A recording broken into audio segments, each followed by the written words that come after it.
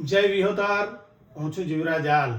આપ સૌને આજે હું એક ગીર બાબતેની અવગત કરાવવા માટે આવ્યો છું.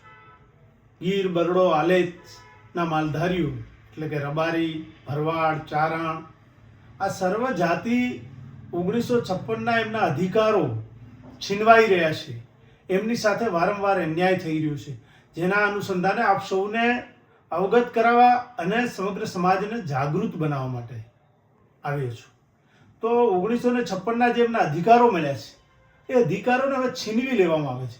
તમે જુઓ, એમને વારંવાર નોટિસો આપવી, વારંવાર એમને ફોરેસ્ટ દ્વારા હેરાનગતિ કરવી. માલધારી કોણ છે? 1956ના એમના અધિકારો કેમ આપવામાં આવ્યા છે? અરે, જેમણે આપણી સંસ્કૃતિને જાળવી રાખી છે, જેમણે ગીરના જંગલોને જાળવી રાખ્યા છે, આપણા પ્રાણીઓને જાળવી રાખ્યા છે, એ રક્ષક બન્યા છે જંગલના. અને રક્ષક તરીકે જેમણે કામ કર્યું છે એવા માલધારીઓને વારંવાર હેરાનગતિ કરવી, એમને નોટિસ આપવી, એમના માલઢોરને હેરાન કરવું કેટલા હદે વ્યાજબી છે. આજની સરકારોને હંમેશા રબારી સમાજ એટલે કે માલધારી સમાજે સમગ્ર ગુજરાત ને ભારતભરમાં હંમેશા ઉપયોગી બન્યા છે. એમની સાથે જોડાઈને રહ્યા છે, એમની સાથે સંવાદ કર્યો છે, એમની સાથે બેઠક કરી છે. આ ગુજરાતની અસ્મિતાને નુકસાન થાય એવું કોઈ પણ કાર્ય માલધારીએ નથી કર્યું. આની પહેલાં પણ લડત લડી છે, તો એ લડતમાં પણ માલધારીઓની જીત થઈ છે. એના માટે એક કમિટી બનાવવામાં આવે છે. એની અંદર એ કમિટી બનાવી એ વિસ્તારની અંદર કમિટી દ્વારા કાર્ય થાય છે. અને છતાં વારંવાર તમે સરકાર દ્વારા એવો આદેશ કરો કે માલધારીઓને હવે આદિવાસીમાંથી એટલે કે એસટી કોટામાંથી બહાર કાઢવા જોઈએ. અરે, તમે એના અધિકારો છીનવવાની વાત કરો છો.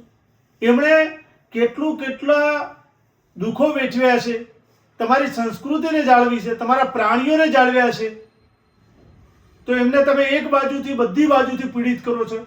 એમને જીવવા માટે, રહેવા માટે કેટલી તકલીફો છે. માનવતાવાદી બનવું જોઈએ હંમેશા. સરકાર એટલે એક શું છે?